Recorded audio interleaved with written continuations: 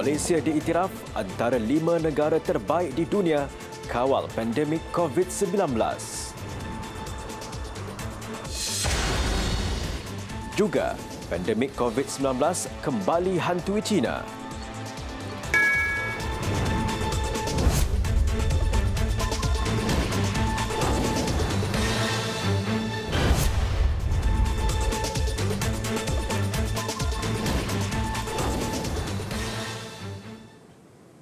Assalamualaikum warahmatullahi wabarakatuh dan salam sejahtera. Kita terus saja ke laporan malam ini. Malaysia diiktiraf sebagai antara 5 negara terbaik di dunia dalam mengawal pandemik COVID-19.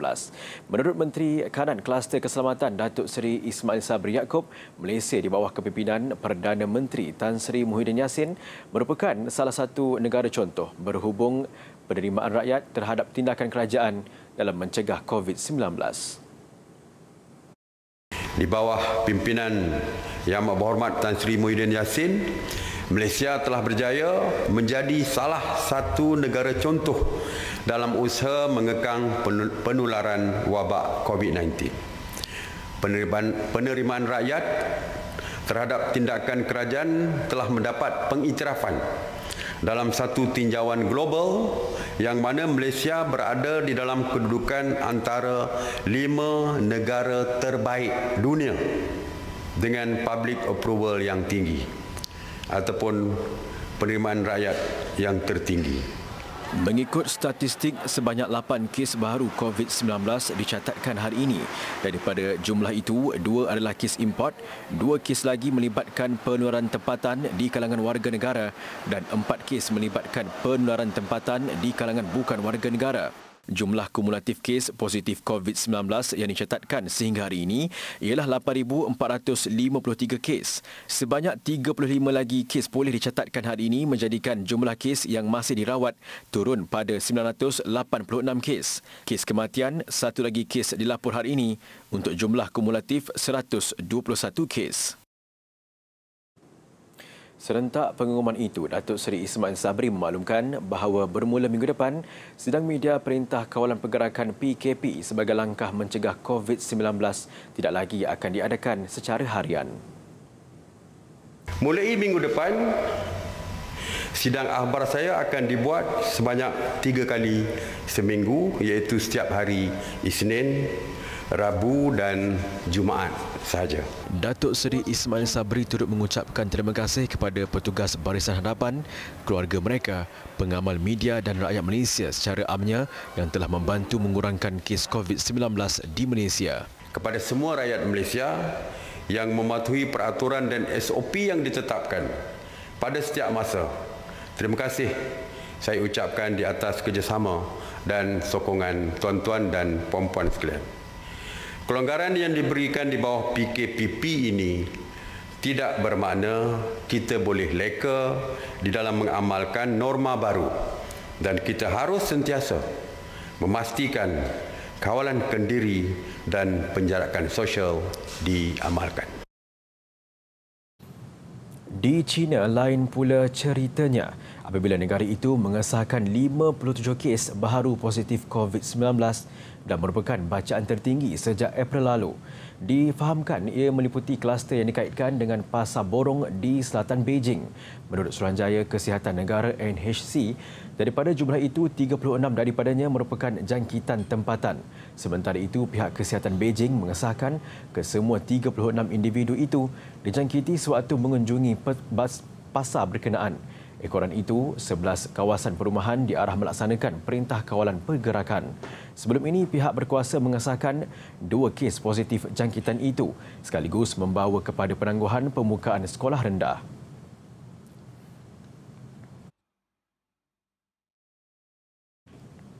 Lagi laporan antarabangsa dalam segmen luar negara sebentar nanti. Kita ke paparan seterusnya.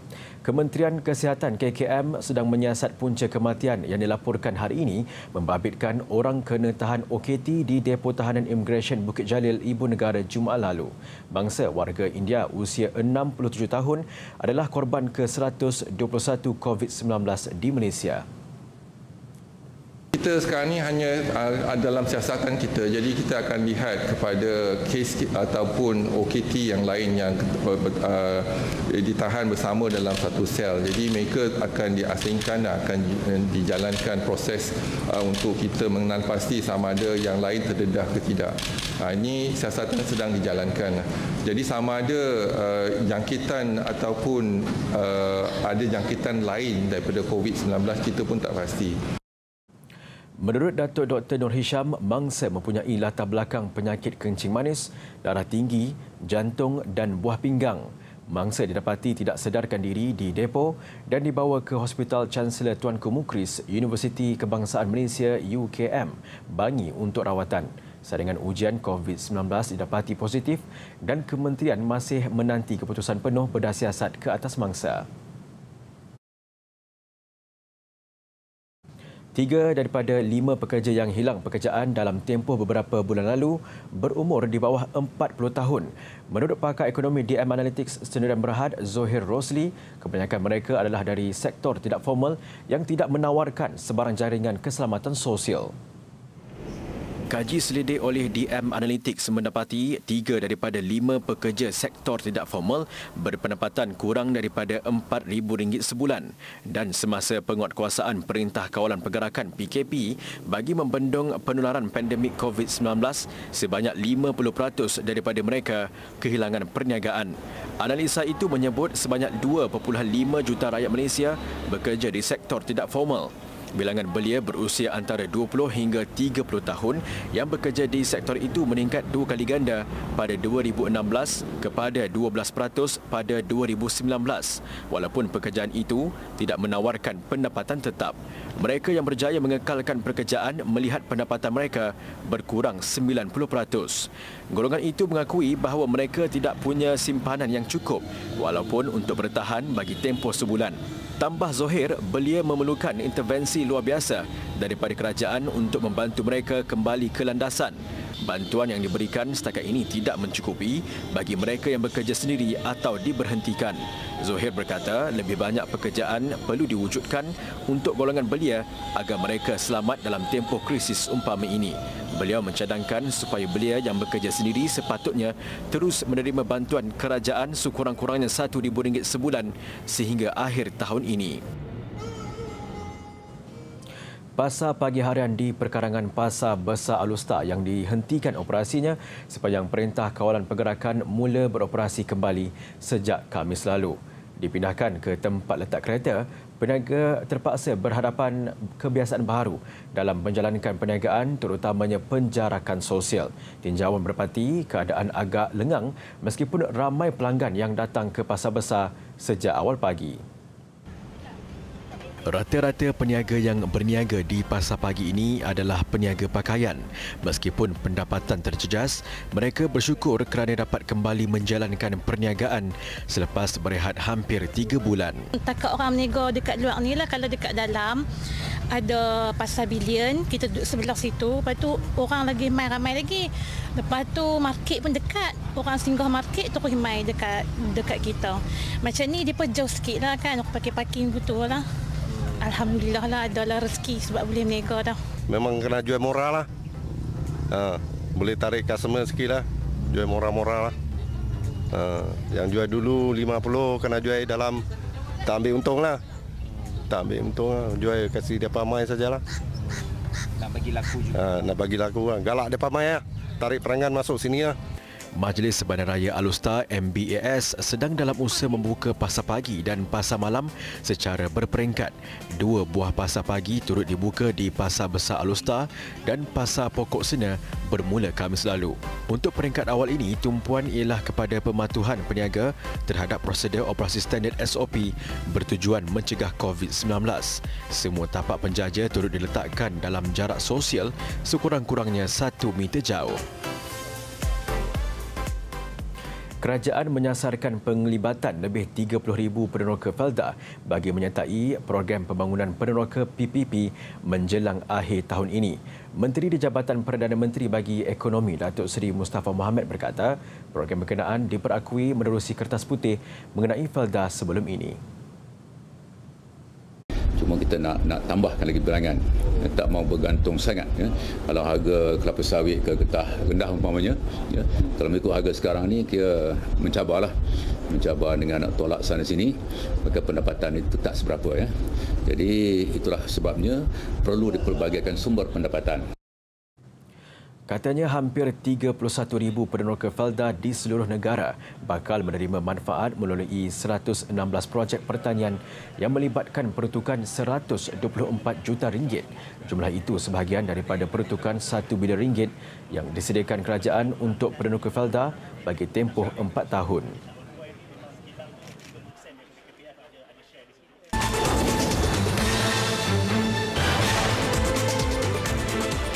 Bertemu kembali. Selebriti dan juru hebah radio Patrick Teo dihadapkan ke Mahkamah Session Johor Bahru atas pertuduhan memuat naik komen jelik di laman sosial terhadap Tunku Mahkota Johor Tunku Ismail Sultan Ibrahim dan institusi Diraja Johor. Kejadian berlaku pada 8 Mei lalu. Patrick Teo atau nama sebenar beliau Teo Kang Yong, 73 tahun, mengaku tidak bersalah selepas pertuduhan dibacakan di hadapan Hakim Kamaruddin Kamsun. Mengikut kertas pertuduhan, Patrick Teo didakwa menggunakan laman sosial Facebook page Patrick Teo secara sedar memuat naik penghantaran komen jelik dengan niat untuk menyakiti hati orang lain. Tertuduh didakwa mengikut subsection 233-1-A Akta Komunikasi dan Multimedia 1998-Akta 588 dan boleh dihukum mengikut subsection 233-3 Akta yang sama. Sabit kesalahan boleh didenda tidak lebih RM50,000 atau boleh dikenakan penjara maksimum setahun atau kedua-duanya sekali dan juga boleh didenda RM1,000 bagi setiap hari kesalahan. Pendakwaan dikendalikan Timbalan Pendakwa Raya Muhammad Syafiq Azali, manakala tertuduh diwakili Peguam Wong Hong Yi dan M. Puravalan. Mahkamah membenarkan tertuduh diikat jamin RM10,000 dengan seorang penjamin. 20 Julai depan, sebutan semula kes.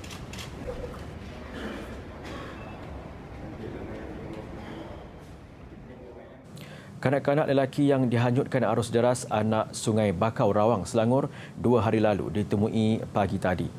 Menurut Ketua Balai Bomba Daerah Gombak, Samsul Ma'arif Saibani, Allahyarham ditemui tersangkut di celah-celah rumput di sungai berkenaan. Katanya lagi, mayat ditemui kira-kira 5 km dari tempat mangsa dilaporkan hilang pada petang Jumaat lalu. Mangsa ditemukan oleh seorang pemilik kebun pada jam 8 pagi tadi. Pihak bomba yang dimaklumkan berhubung penemuan itu segera digerakkan ke lokasi. Bomba telah dapat maklumat daripada orang awam yang mengatakan mangsa terdampar di dalam Sungai Guntung dan beliau iaitu Encik Mazli bin Nordin telah menghubungi ataupun datang sendiri ke pos kawalan bomba di tempat kami staging di sini untuk memaklumkan bahawa beliau telah ternampak seorang ataupun kanak-kanak yang terdampar di dalam sungai. Selepas dikeluarkan, jasad Muhammad Syuail Fazli 10 tahun kemudian diserahkan kepada pihak polis dan dibawa ke hospital untuk proses bedah siasat. Mengikut siasatan awal, mangsa terjatuh ke dalam sungai ketika bermain di kawasan gigi sungai bersama abangnya usia 11 tahun. Penderma darah juga tergolong sebagai wira negara kerana pengorbanan mereka untuk menderma darah membantu menyelamatkan nyawa pesakit. Menurut Perdana Menteri Tan Sri Muhyiddin Yassin, pengorbanan penderma darah dapat dilihat semasa negara berada dalam Perintah Kawalan Pergerakan Pemulihan PKPP bagi melawan COVID-19. Saya juga ingin merakamkan penghargaan kepada semua pihak yang menganjurkan kempen derma darah ini. Menerusi kempen-kempen yang dianjurkan ini, masyarakat berpeluang untuk menderma darah berdekatan dengan komuniti setempat mereka dan ini lebih memudahkan mereka. Perdana Menteri berkata demikian dalam video ucapan sempena Hari Penderma Darah Sedunia Peringkat Kebangsaan di Facebook beliau hari ini.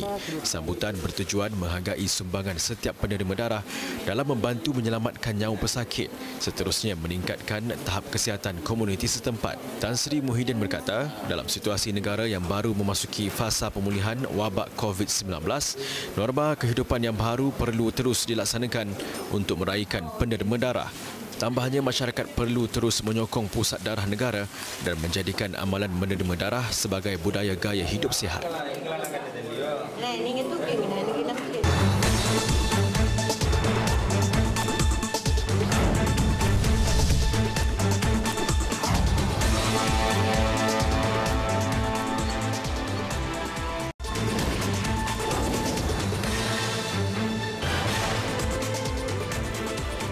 Kita ke laporan luar negara. Singapura mengesahkan tambahan 407 kes baru jangkitan COVID-19 dengan majoriti masih membabitkan pekerja asing.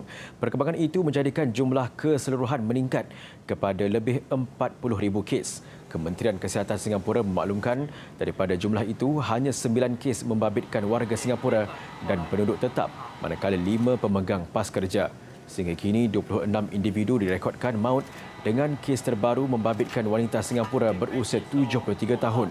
Satu kluster baru dikesan iaitu sebuah asrama di 550 Tech Park Crescent.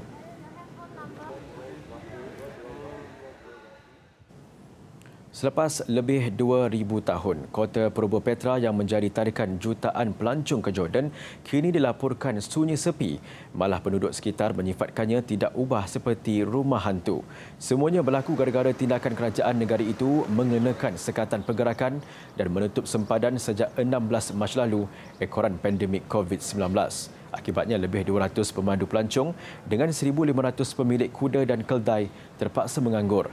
Tahun lalu, kota Purba ini menyaksikan kehadiran 1.13 juta pelancong termasuk dari luar negara. Sekurang-kurangnya 38,000 penduduk di wilayah itu bergantung kepada sumber pelancongan.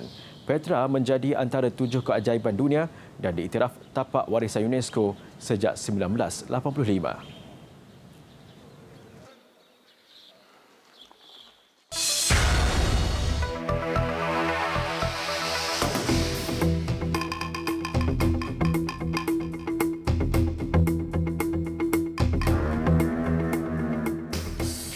Baik, kita beralih ke krisis antara polis dan warga kulit hitam di Amerika Syarikat.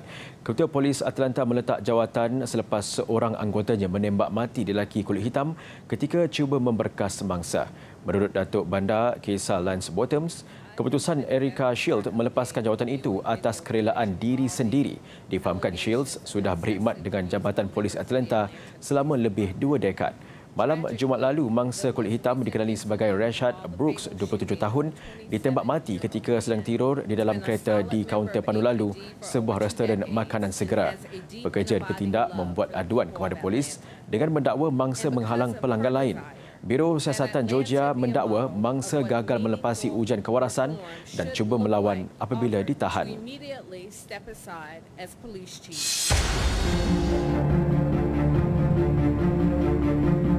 Sementara itu, insiden berkenaan sekali lagi mencetuskan ketegangan antara orang ramai dan polis. Rusuhan ini berlaku tidak sampai pun 3 jam selepas Ketua Polis Atlanta mengumumkan peletakan jawatan.